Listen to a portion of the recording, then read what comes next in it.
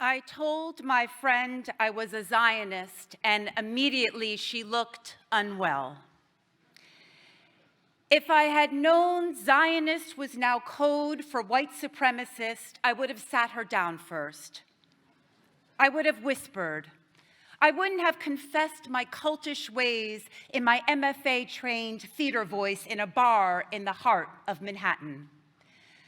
I wouldn't have allowed that long, awkward silence before I followed up with the now obligatory American Jewish explanation. I mean, my definition of Zionism.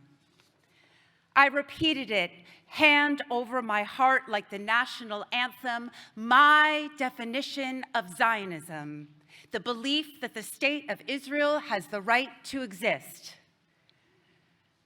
I concluded with the lamest shit to ever come out of my Jewish mouth.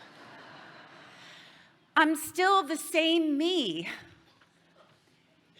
It's unclear if I was trying to convince her or myself. I wanted her to remember it was me, the Jew who went to police brutality marches. It was me, the Jew that has spent her life fighting for equality. It is me, the Jew raising a Black Jewish Dominican daughter. Me, the good Jew. My Jewish pride has been on display since my first open mic, accepted, respected. I'll go as far as to say unique and entertaining. My official and unofficial bio has been, you gotta meet my girl Vanessa. She's Jewish, but I swear you would never know it. She's Jewish, but she's cool. She's Jewish, but she's a good Jew. I've surrendered to this, believing my mere presence in a sea of non-Jews would offset stereotypes. Growing up in the conscious age of hip-hop, my Black and Latino friends were the driving force behind celebrating my identity. Their fists and flags in the air, I longed to know that fierce pride, longed to know why I was white but my grandmother spoke Arabic, longed to immerse myself in other cultures while loving and honoring my own. And I did it. I became Jewy neurotic humor sprinkled with New York City grit, rocking with the very best from a hole in the wall in Brooklyn to a Def Poetry Jam stage on HBO. I made my mark, called the spoken word scene home. All the puzzle pieces fit. They all fit until anyone mentioned Israel. Israel always threw a wrench in the works. Anytime there was an incident, there would be a week or so of Israel bashing, topped with a few anti-Semitic tropes in passing. But I kept on Jewing, kept on talking about Jewish pride and avoided politics. And everyone would forget about Israel again until October 7th. By October 8th, my definition of Zionism was hijacked.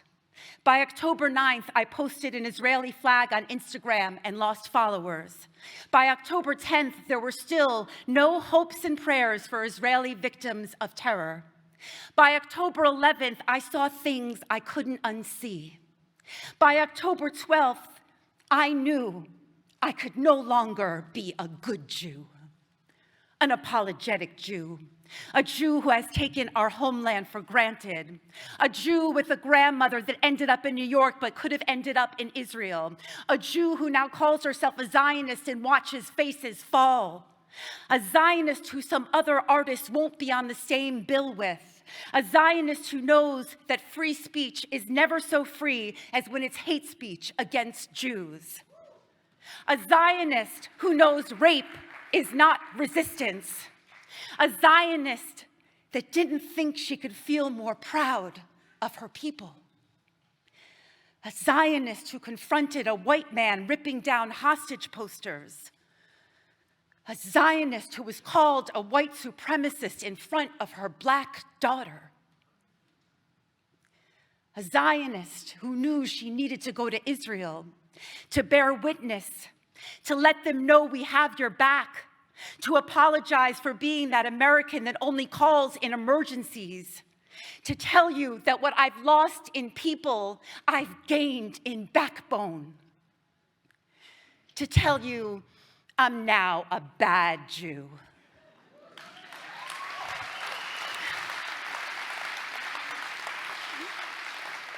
A once accepted Jew, a grieving Jew, a standing Jew, a politically homeless spoken word artist Jew, an awful, unapologetic, unwavering, proud till the fucking end Jew.